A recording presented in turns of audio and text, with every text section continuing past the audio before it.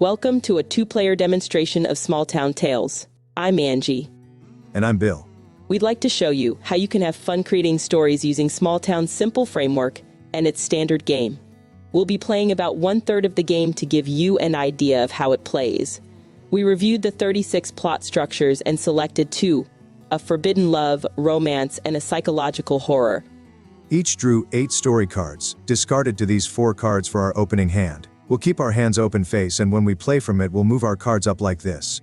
Our personal discards will go below to our left and our face-up pool to our bottom right. We reviewed the settings and the character backgrounds and are ready to play. I was drawn to Mayor Misha and we decided her love interest would be Fred, and the opening scene would be at the bar.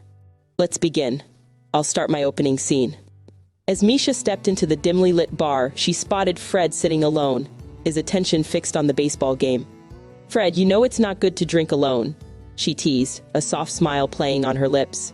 Fred turned, surprised but pleased to see her. "Then sit with me and order a drink so I'm not alone," he replied with a grin. Their laughter filled the space as Misha slid onto the stool beside him. Hoping to steer the conversation in a new direction, Misha mentioned casually, "You know that pitcher Robbie Canyon really struggles against left-hand hitters." Fred raised an eyebrow, intrigued. "I didn't know you were a baseball fan." The bartender approached and Misha ordered a shine or draft. "I enjoy baseball every now and then," she admitted.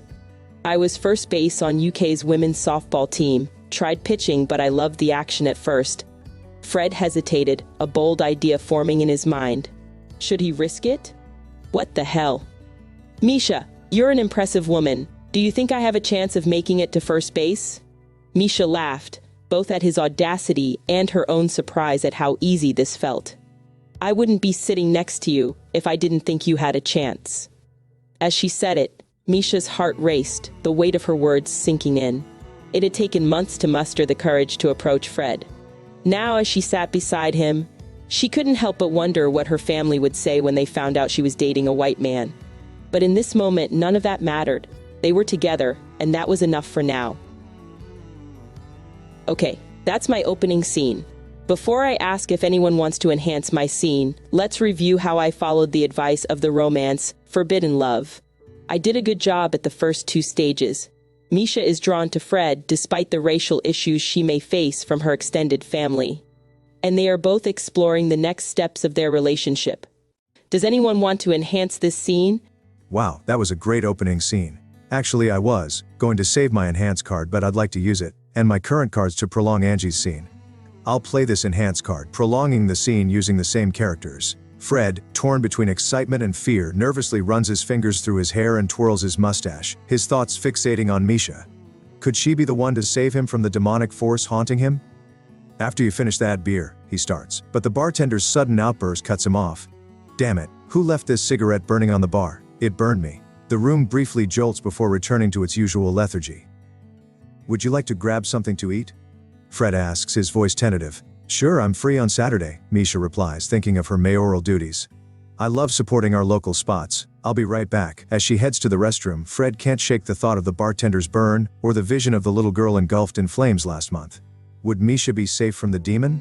He brushes off the fear and finishes his beer. "I'll protect her," he vows silently, as Misha waves him toward the door. She won't fall victim to the demon for her hurts. Okay, so, I used all my cards to enhance Misha's scene. Notice how I followed the psychological plot structure, establishing a triggering event and setting the stage for Fred's deepest fears. While it's still Misha's turn, I immediately get to draw replacement cards to my hand for each card I played. My first card, a character card, involves an internal monologue. The next, an activity card, arguing with another character. Another. Good. I drew the local diner, the perfect setting for my scene. I am going to keep drawing because I don't have to worry about busting. I drew another character card. Flaws, quirks, or contradictions. Because I don't want to bust, by drawing 3 character cards I'll stop here. Thanks, Bill, that was fantastic.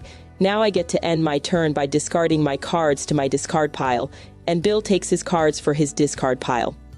Keeping separate discard piles can be helpful for recalling your story, or if we decided to play competitively by summing their values. I'm going to put this Guilty Feelings action card in my pool, so I can now draw cards to end my turn. I'll draw my cards.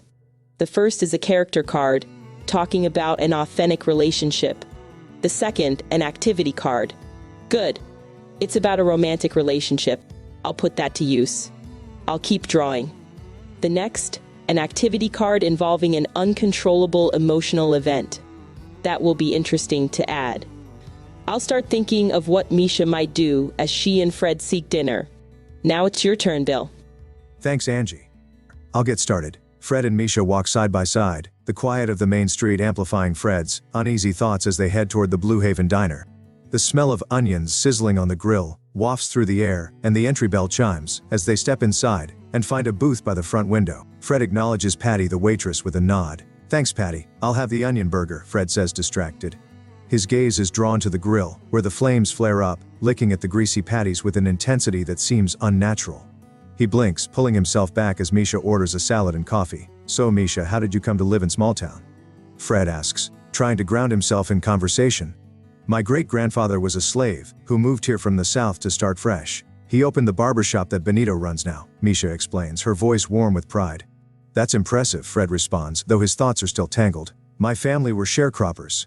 They mostly worked in the tobacco fields until the electric plant bought up all the land. Now no one grows tobacco anymore." Their conversation flows easily, but Fred feels a growing disconnect, as if something is pressing in, on the edges of his reality.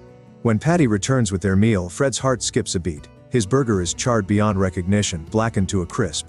"This is all burnt," he exclaims, his voice rising in alarm as he points at the plate. Patty looks at him, puzzled, her face a mask of confusion. "Fred, it's just like normal," she replies timidly, her voice barely above a whisper.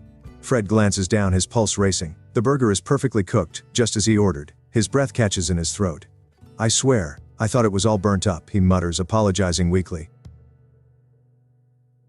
Misha watches him carefully, her grip tightening around her coffee cup. She takes a deep breath and begins eating her salad. What was that all about? The question lingers, casting a shadow over the once friendly atmosphere. As Fred forces himself to take a bite, he can't shake the feeling that something is deeply wrong, not just with the burger, but with everything around him. The edges of his reality seem to blur, leaving him unsure of what is real and what is just his mind or even Feuerherz playing tricks on him. That's the end of my scene. So next I'd ask if anyone wants to enhance my scene, draw replacement cards, and Angie would start her next scene. You can see how I'm advancing the psychological horror plot structure, intertwining it with the forbidden love subplot that Angie is advancing. Thanks, Bill. This story is getting intense. Hopefully you can see from my enhanced scene and Bill's scene how 2 or more players could play Smalltown. How the story cards spark your creativity and imagination without dictating what to say. With 7 genres and 36 plot structures, and growing, you'll never have 2 games that are the same, allowing you to explore new and exciting stories with each game. Check out our library of award-winning authors contributing to this community-driven project. Smalltown Tales is easy to learn and a blast to play. Whether with family, friends, students, or solo, start crafting unforgettable tales today.